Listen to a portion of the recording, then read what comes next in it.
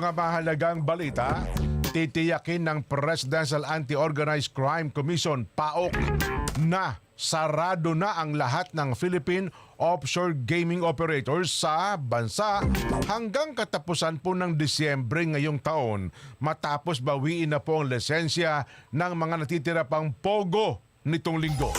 Nauna na pong ipinag-utos ng Pangulong Bongbong Marcos Jr. ang pagkasara ng lahat ng POGO hub sa December 31. Sinabi ng PAOK Executive Director Gilbert Cruz na batay po sa record ng PAGCOR, nasa 20 na lamang ang POGO, kaya may papasara ito hanggang katapusan ng Disyembre. Masasabing simula January 2025, wala na talagang POGO. Opo, wala ng POGO o anumang mga internet gambling licensee maging ang mga business process outsourcing. Dagdag pa po ni Cruz na magasagawa sila ng inspeksyon sa mga POGO para malaman kung sumusunod ang mga ito sa total ban.